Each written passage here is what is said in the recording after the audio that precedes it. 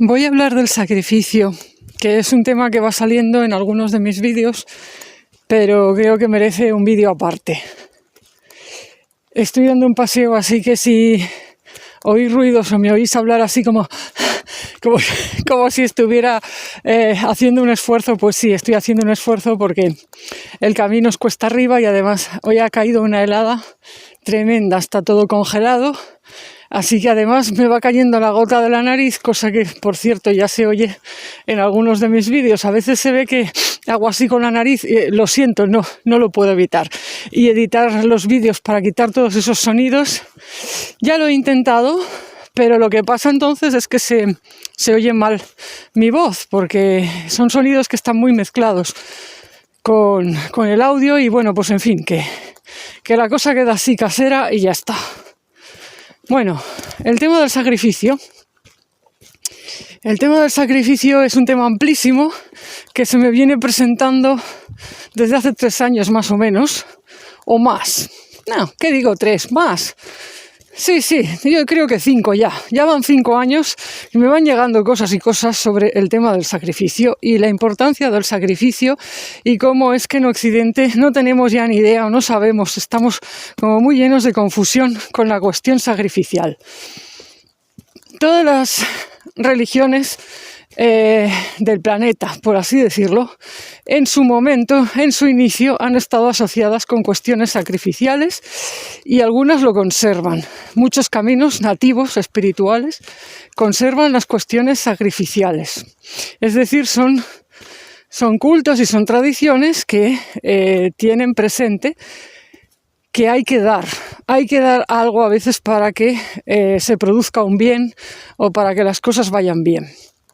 Esta sería la definición, digamos, más básica, más esencial de lo que es sacrificio. Es dar, es poner sobre la mesa pues una serie de cosas. Al final todo se reduce en energía, porque da igual si tú haces una ofrenda de frutas, o si quemas un incienso, o si enciendes una velita, o si dedicas pues unas horas de tu día a la oración. La cuestión es que estás dando materia, estás dando tiempo, estás dando energía en aras de un bien superior. Que este es el punto, claro. Yo me refiero a esta clase de sacrificio. El sacrificio sagrado, es decir, es una redundancia. La etimología, el significado de la palabra sacrificio precisamente viene de sagrado. Sacri viene de sacro, sagrado. Sacrificio es acto sagrado. Viene del latín, ¿vale? Entonces, es como que hay que volverlo a explicar porque la gente ya no lo sabe, pero en realidad, pues hablar de sacrificio no estoy hablando de, hacer un esfuerzo y qué sé yo, darte de latigazos para que algo vaya bien. No necesariamente, no es esa la clase de sacrificio de la que quiero hablar.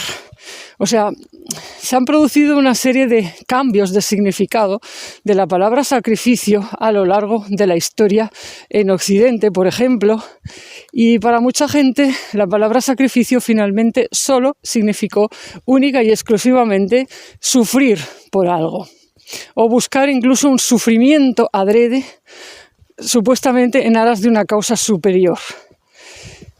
Entonces, yo vengo a decir que sacrificio en esencia es dar algo para un bien superior, pero esto que das puede comportar o no esfuerzo, dolor, sufrimiento. A ver, esfuerzo generalmente siempre lo comporta.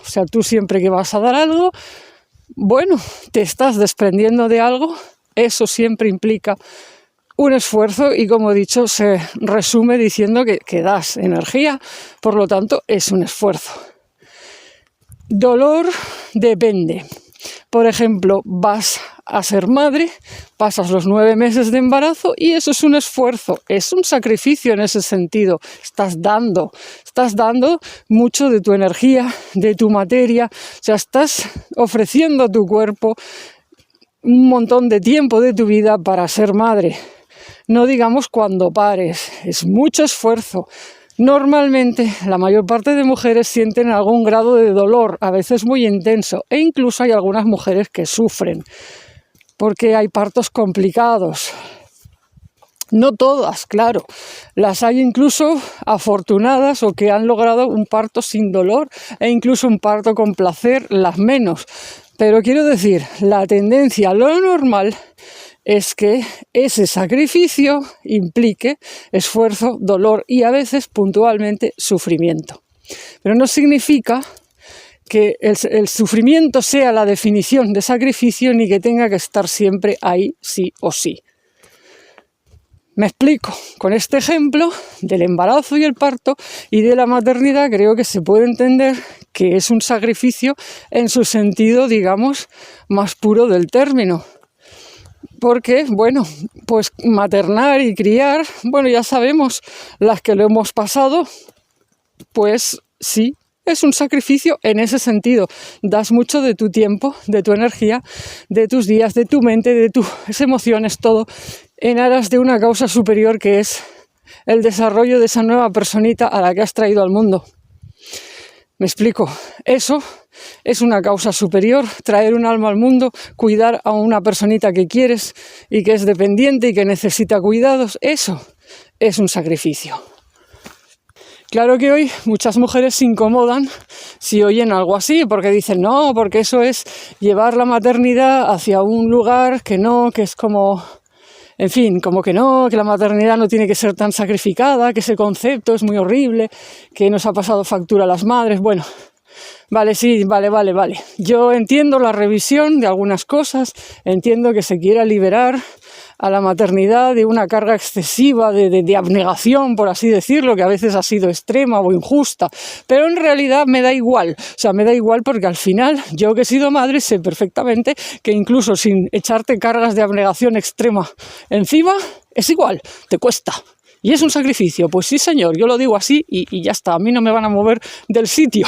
O sea, la maternidad es un sacrificio. Estamos en una época que desdeña bastante todo lo que es lo sacrificial, por lo menos en Occidente y en España siglo XXI. O sea, es como si el sacrificio en sí mismo, en lugar de estar en nuestras mentes integrado con toda la existencia, formando parte de las cosas que hay y que a veces hay que atravesar, pues lo hubiéramos empujado más y más como a un rincón, lo que los psicólogos dirían sombra. Estamos empujando una y otra vez la existencia del sacrificio, la necesidad del sacrificio para que la vida sea, lo estamos empujando a la sombra. Y cuando tú empujas una realidad de la vida, una faceta de la existencia, la empujas a la sombra, ya sabemos lo que pasa, ¿no? Bueno, si no lo sabes, te lo explico. Cuando empujas algo a la sombra y quieres no verlo y haces como que no existe, eso sigue existiendo. Porque la realidad no es aquello de si no te veo, no existes y tú no me miras. No, la realidad funciona y sigue sus leyes independientemente de que la miremos o no. Me da igual ahora todo este rollo que hace la gente de agarrar las cosas de la física cuántica y querer aplicarlas a la realidad material. Y entonces, no, si no lo miras es como el gato de Schrödinger, ¿no? Pues está y no está, no me jodas. O sea, puedes no mirar ciertas realidades de la vida, pero van a seguir existiendo.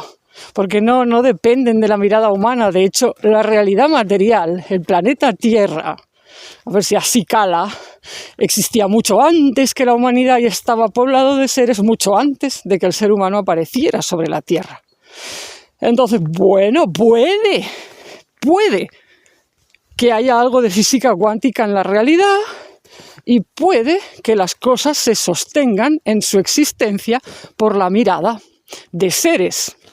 Pero aquí el punto es darte cuenta de que ¿quién te ha dicho que es la mirada humana la que sostiene las cosas en su existencia?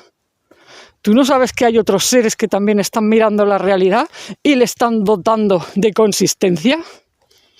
¿Y si hay seres en otro plano que siguen sosteniendo la realidad tal como era antes de que el humano existiera?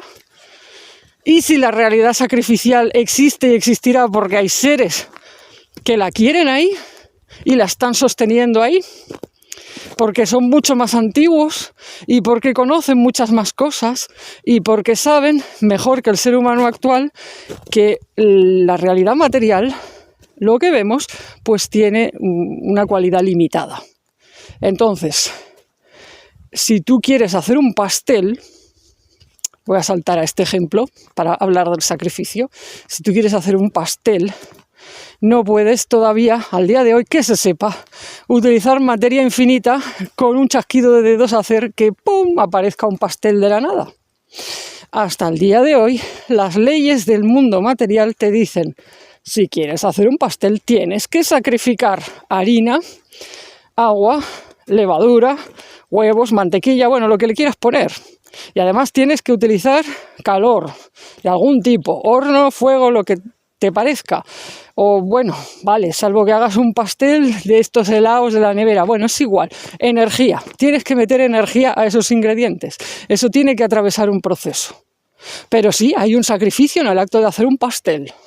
Un sacrificio en el sentido, digamos, más vulgar y más simple del término.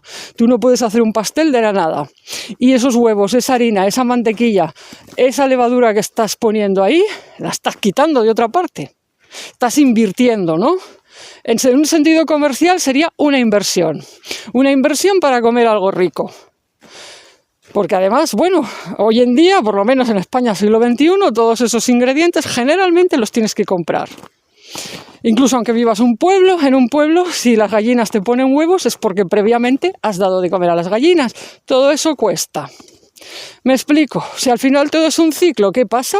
Que no puedes meter materia y energía en un lugar para obtener unas cosas sin quitarla de otro. ¿Me explico? Este es el esquema básico del sacrificio. Esto es lo que significa el sacrificio en su nivel, digamos, más simple. Ya si nos ponemos en sacrificio en su sentido sagrado, esto hay que aplicarlo a la vida espiritual, al trayecto espiritual de la vida de cada cual. Quiere decir, para obtener unos resultados tienes que sacrificar cosas, tienes que hacer una inversión. Es decir, tienes que enviar energía, tiempo, materia, acciones X en una dirección. En la dirección que sea coherente, claro, a aquello que pretendes vivir o desarrollar. A veces la gente no tiene claro, pues digamos, una cosa, ¿no? O sea, no es que tenga claro lo que quiere hacer con su espiritualidad, pero por lo menos normalmente se tiene claro que uno se quiere desarrollar, que uno quiere ser lo que es, o sea, realizarse, ¿no? Decir, bueno, quiero realizar en este mundo pues aquello que mi alma es en su mejor potencial. La mayor parte de gente estará de acuerdo con esta afirmación. Queremos llegar a ser lo que somos. Si somos semilla de roble, queremos desarrollarnos como un arbolito roble que luzca bonito y que sea feliz. Si te estás pensando pues como un cervatillo, bueno, pues quieres ser un cervatillo feliz y llegar a ciervo y yo qué sé, tener una feliz vida de ciervo. Si eres un pececito, lo mismo. Bueno, en fin, la realización, ¿no?, ya es espiritualidad. En el plano del alma, o sea, esto es de lo que se trata. Venimos aquí como semillas que Dios sembrara, de algún modo, o sea, estamos sembrados en la tierra y bueno, pues realizar nuestros dones, realizar nuestros potenciales, encarnar una serie de virtudes, de valores, de cualidades y tener una vida, pues una vida digna, una vida feliz, yo qué sé, hacer cosas. Ok, entonces, bueno, si tú quieres conseguir eso, vas a tener que sacrificar cosas, es lo que vengo a decir. Esto no es automático. O sea, no es automático y no más, te siembran y ya está. O sea, tienes que hacer un trabajo interior, tienes que moverte, tienes que hacer acciones para expresar aquello que eres.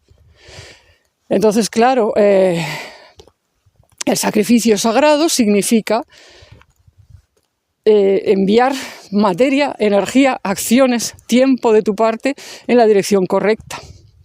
¿Cuál es la dirección correcta? La dirección de la realización del alma, la realización de los planes divinos, por así decirlo.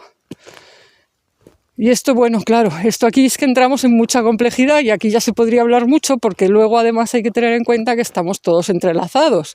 Y entonces un matiz importante del sacrificio sagrado tal cual es, en esencia, o por lo menos tal y como se me enseña a mí, es, bueno, tú tienes que sacrificar algo tuyo, pero no estar sacrificando lo del vecino. ¿Me explico? Porque claro, con esto hay mucha confusión. La gente se piensa que la espiritualidad puede ser como, quiero hacer un pastel, porque siento que me voy a realizar si como un pastel de nueces, pero no tengo nueces, pero no las quiero pagar. Mi vecino tiene un nogal, bueno, se las voy a robar a mi vecino, sacrifico sus nueces y hago mi pastel, porque tengo derecho a realizarme. ¿Me explico? Entonces, esta clase de cosas suceden continuamente. ¿Por qué? Pues porque hay una tendencia muy extendida a no sacrificar lo tuyo, sino sacrificar lo de otros, para no atravesar con el dolor y el esfuerzo que a veces implican dar lo que tienes que dar para tu propio desempeño, para tu propia misión espiritual. Entonces, cuando uno se plantea la cuestión sacrificial, debe empezar a observar primero muy atentamente cuál es ese bien superior. O sea, ¿qué significa un bien superior? Hacer un sacrificio en aras de lo sagrado es como presentar algo en un templo. Bueno, tienes que ver que eso agrade a Dios. Por hablar en términos bíblicos, que son los más conocidos en mi cultura y en España, siglo XXI, bueno, pues en los textos bíblicos siempre se decía un sacrificio agradable a Dios, ¿no? Esta expresión quiere decir que no cualquier cosa que vas a sacrificar le puede agradar a Dios. Tienes que ver, en primer lugar, que el sacrificio que vas a hacer sea coherente con el bien superior que se persigue. Y en segundo lugar, esto, si es así, no puede ser pasar por el sacrificio de, bueno, pues yo no sacrifico lo mío, sacrifico lo de otros. Tampoco, desde luego, lo que no puede ser es sacrificar las cosas que son más preciosas y más sagradas en el esquema de la vida y en el esquema de Dios.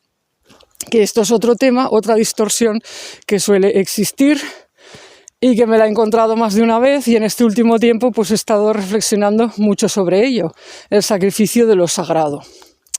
El sacrificio de lo sagrado viene a ser como decir, bueno, tú dispones de una serie de bienes, de materia, de energía, de tiempo y de capacidades o potenciales, y quieres conseguir, yo qué sé, o quieres que tu vida mejore, pero en lugar de sacrificar lo tuyo, no solamente a veces es que puedas sacrificar lo de otros, o sea, asumas el sacrificio de bienes de terceros, sino que a veces incluso te atreves a sacrificar lo que está consagrado, a consumir lo sagrado. Es decir, por ejemplo, pues hay zonas de la Tierra que son lugares sagrados, ¿no? Bueno, pues esas zonas de la Tierra se supone que hay que respetarlas, pero en la mentalidad moderna esto no siempre se considera así. Entonces, pues imaginemos pues que un lugar sagrado, que hay un santuario allí, X, pues que se decide, qué sé yo, convertir eso en una cantera para explotar no sé qué materiales o minerales. Eso es una explotación de lo sagrado. O sea, ¿será que no hay lugares en el mundo para hacer canteras y para tal? Tienes que ir a ese lugar que está consagrado, a ese lugar que es un santuario y que es importante, no solo para el ser humano, es que a veces es importante para muchos seres, algunos de los cuales son esos mismos seres de los que he mencionado hace un rato. Los que con su mirada conservan, digamos, la estructura y el orden de esta realidad. O sea, esto para los amantes de la cosa cuántica y de la física cuántica, de si no lo miro no existe, no, piensa en los otros seres que existen, que están mucho antes que la humanidad, que son mucho más antiguos, que son mucho más sabios en muchos sentidos y que son los que mantienen el entramado de del equilibrio de ciertas cosas de las leyes naturales. Las leyes naturales son como son, rara vez suceden milagros que desafíen las leyes físicas, pero esto tiene que ver en parte pues eso, porque hay estructuras de energía que a su vez están conectadas con seres y con mundos sagrados. Yo no estoy hablando ahora de la Matrix, ni de cosas malvadas, ni de mafias, eso es otro tema.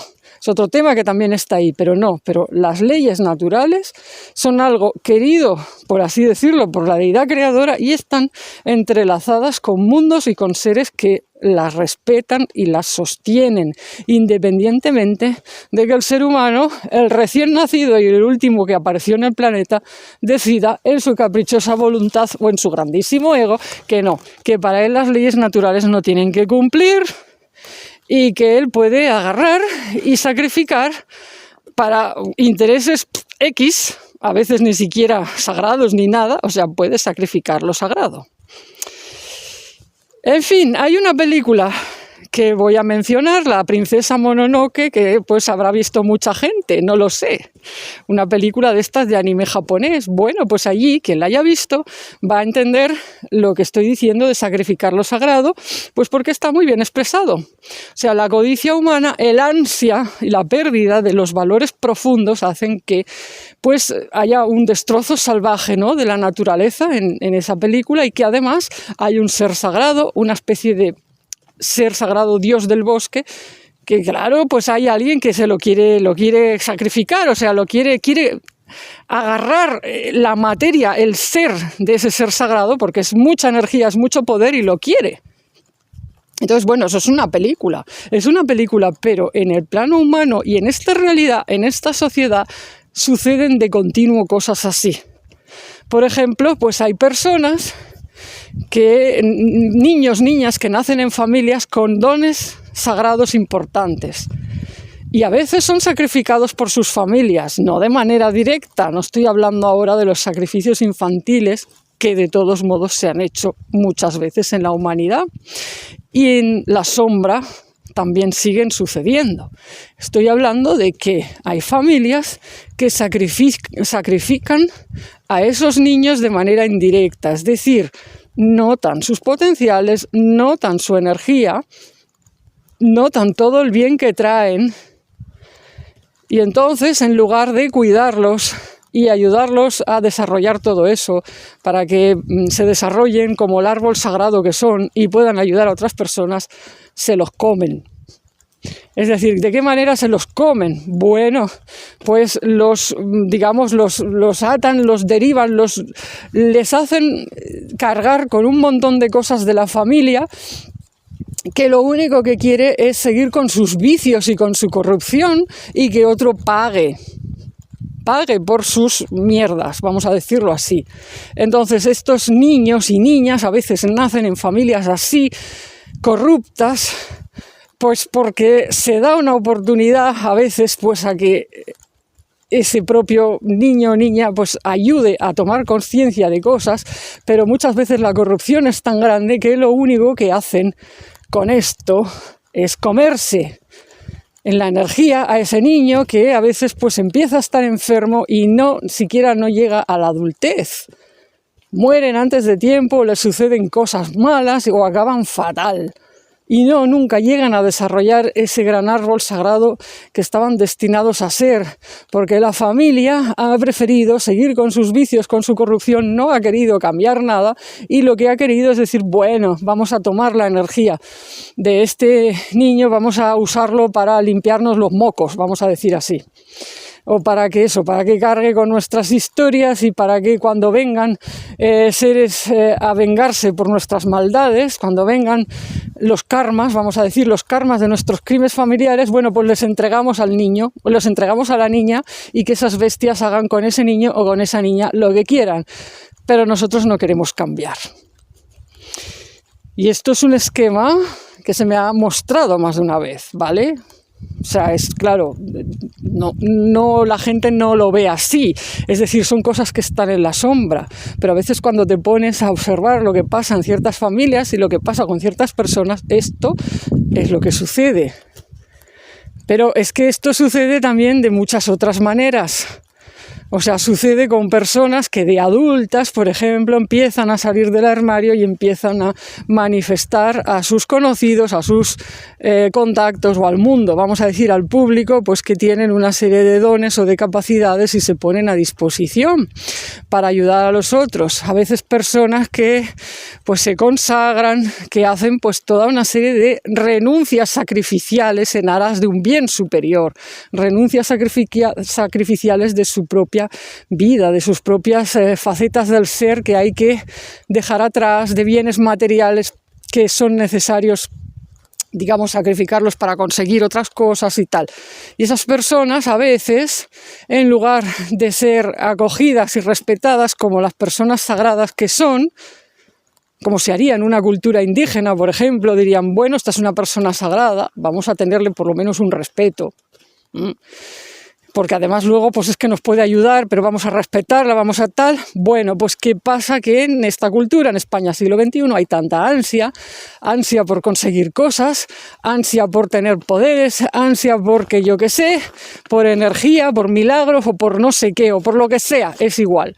A veces estas personas acaban siendo sacrificadas en aras de intereses profanos y vulgares por parte de otros conocidos o contactos o personas próximas que, bueno, de entrada parece que respetan eso sagrado, que entienden y luego no. Luego en realidad solo tienen pues unas agendas como la de estas familias, lo único que quieren es realizar una serie de intereses. Les da igual lo que Dios quiera o lo que no Dios quiera, si Dios tiene otros planes y lo que la otra persona, esa persona consagrada, pues esté tratando de realizar. Lo único que quieren es aparta tú para que me quite, o sea, quítate tú para que me ponga yo. Quítate tú para que me ponga yo y esto que has conseguido y esto que tienes aquí me gusta y ahora lo quiero yo y ya está. Entonces, bueno, esto es otro esquema que se ha hecho muchas veces. Y de hecho, muchas veces esto se ha conocido con el nombre de buscar un chivo expiatorio. Es un fenómeno muy viejo en la humanidad. Pero claro que no estamos hablando de un chivo, estamos hablando de una persona.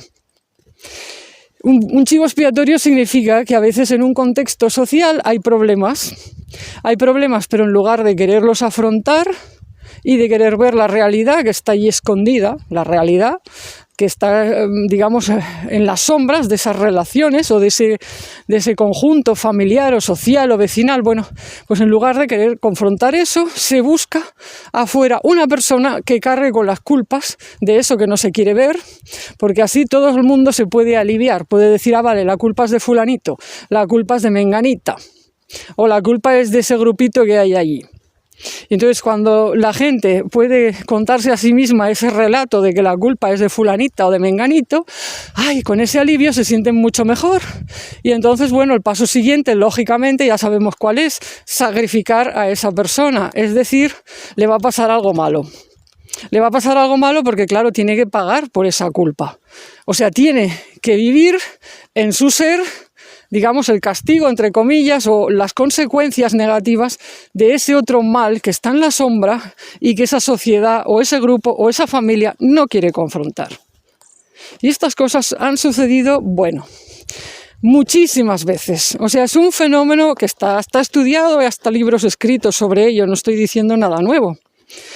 Pero, ¿por qué lo traigo aquí? Pues porque las chamanas de a pie, los chamanes de a pie, la poca, escasa y pobre gente, y digo pobre porque es una manera de hablar, pero es como para compadecer, ¿no? O sea, la pobre gente que hay en esta sociedad ahora mismo, tratando de sacar adelante un camino de estos, de ser una persona consagrada, de andar un camino de estos, de voy a convertirme en un árbol sagrado, voy a desarrollar mis dones para ayudar a otras personas, para realizar, el plan divino que Dios ha querido para mí, bueno, en fin, tienes este llamado, haces estas cosas y tal, bueno, pues en esta sociedad es, bueno, muy peligroso, llega a ser muy peligroso porque hay todas estas sombras y todos estos mecanismos psicológicos. Y pues mucha gente cuando descubre que realmente hay otra persona que tiene X poder o X potencial, pues se le empiezan a mover toda clase de resortes psíquicos, por así decirlo, de resortes mentales y emocionales, y no siempre van a ser positivos para la persona con dones, con poderes o como se le quiera decir. Porque eso pues va a desatar, toda la necesidad que tiene la otra persona de milagros, toda la ansia que tiene de recibir algo, de estar más cerca de Dios y no sé qué, todo eso se le va a remover. Si las cosas van bien, pues se va a trabar una relación de respeto mutuo y más o menos equilibrada y vale bien, pero es muy fácil que las cosas se distorsionen, se embarren o se empiecen a desviar en determinado momento, porque vamos todos un poco a ciegas, y ahí incluyo pues a los chamanes, ¿no? ¿Por qué? Porque los chamanes o la gente, digamos, de este tipo, en mi sociedad, salvo raras excepciones, solemos ser como hijos huérfanos criados de aquella manera.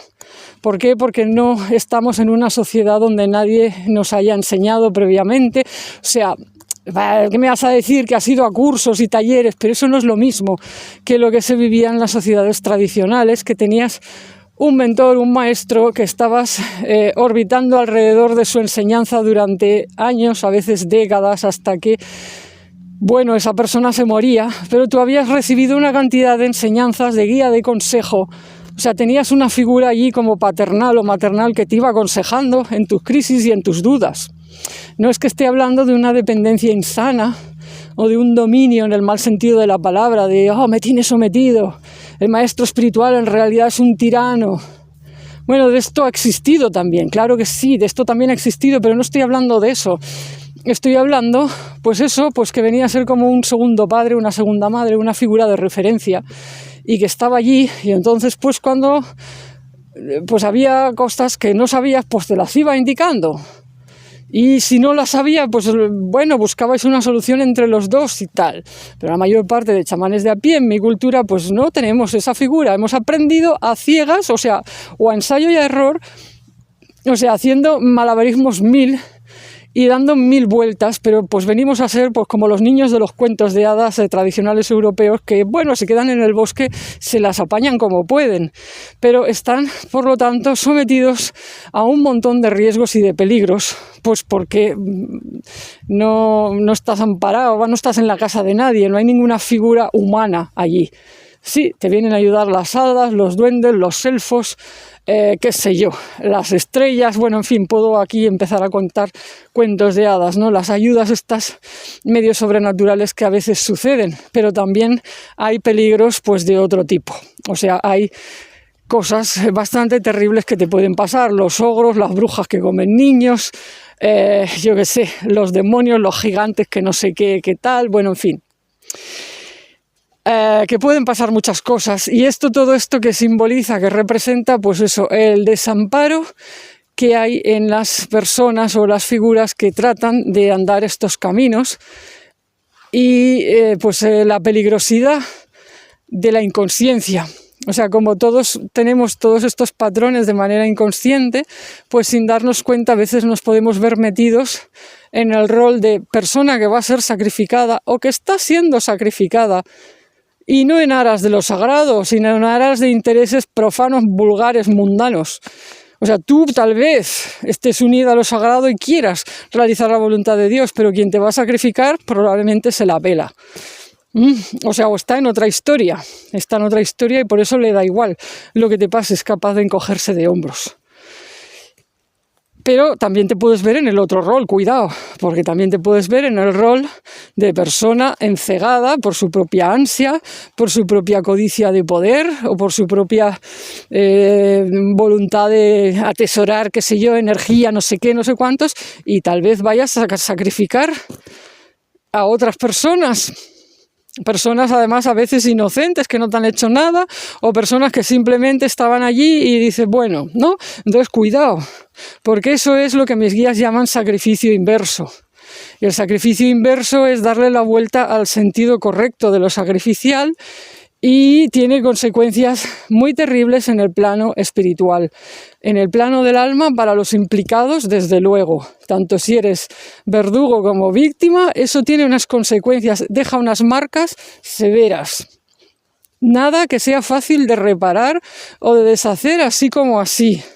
Porque además os recuerdo que, bueno, sí, esto de la física cuántica, vuelvo a ello, los seres que miran este mundo sosteniendo la realidad son mucho más antiguos que el ser humano y tienen su propia perspectiva y están ligados a las leyes de la naturaleza, aman la naturaleza y quieren conservar la naturaleza, las leyes de la naturaleza como tal.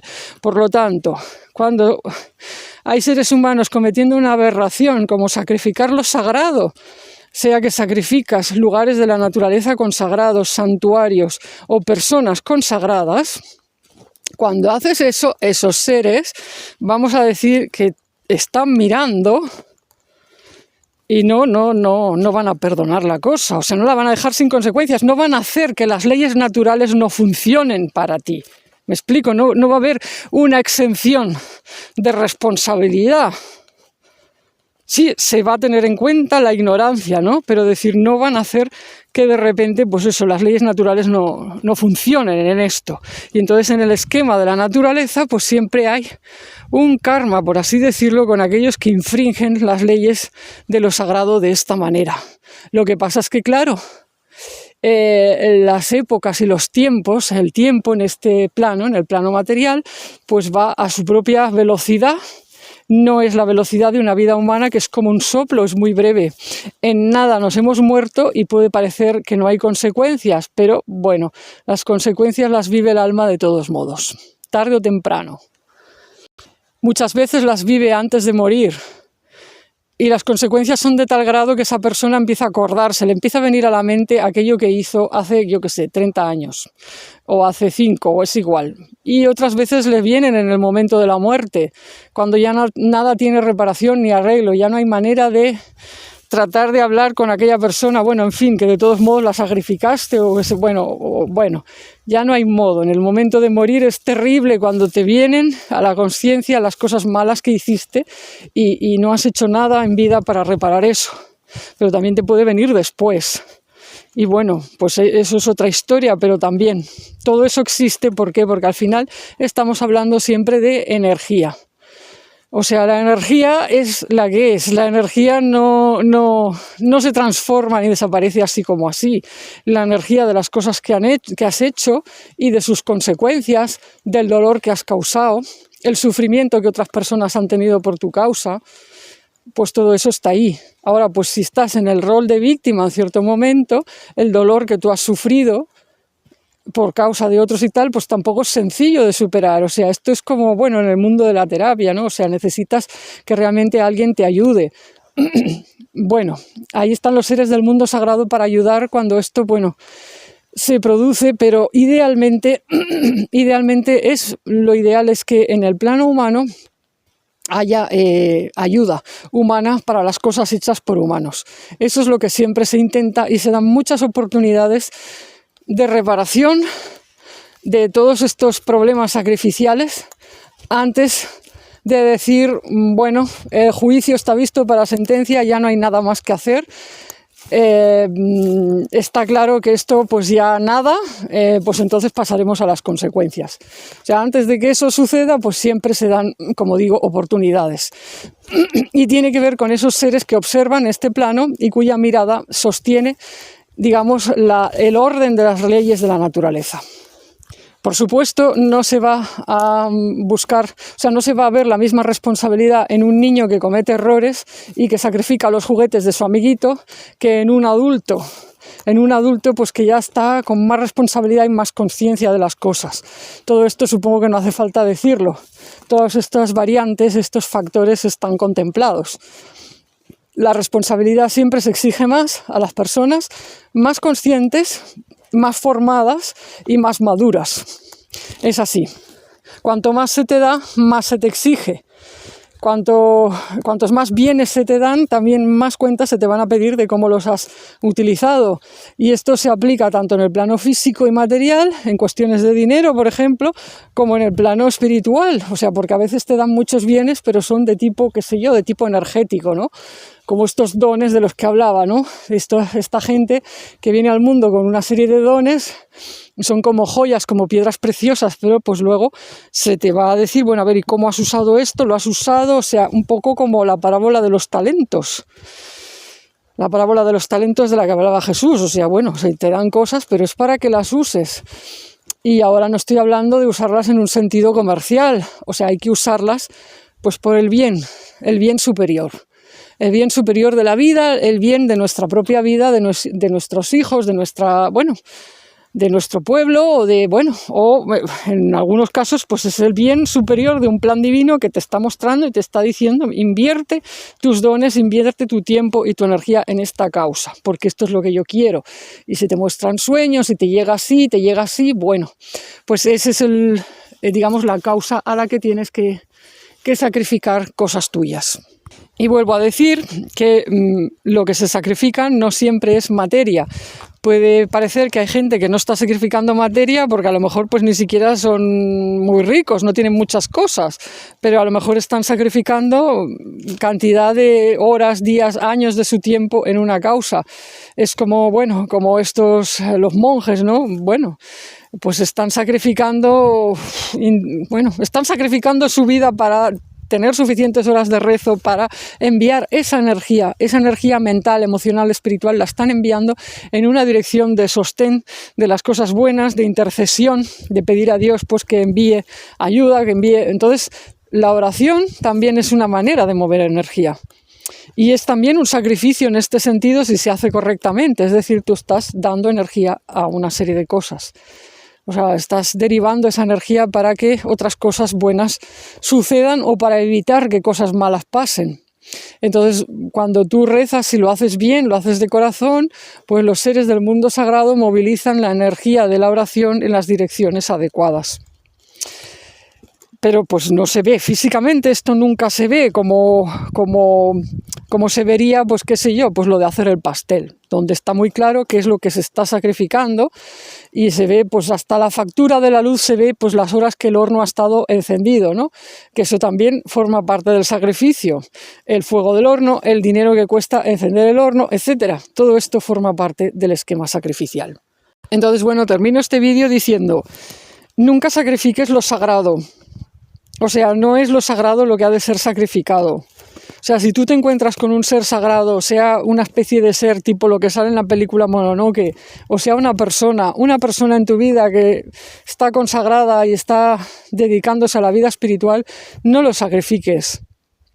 ¿Ok? O sea, si no te ajuntas con eso, si no te gusta, o si no tal, bueno, pues separa tu camino de esa persona, pero no lo sacrifiques, respeta lo sagrado. Si te encuentras con un paisaje, un lugar de la tierra, un punto que es especialmente puro, que está, lleno de vida, que puedes sentir que es un lugar sagrado, no lo sacrifiques, no lleves allí la mugre de tu vida o la mugre de otros, no lo utilices como si fuera, qué sé yo, algo para ser despiezado y vendido en el mercado.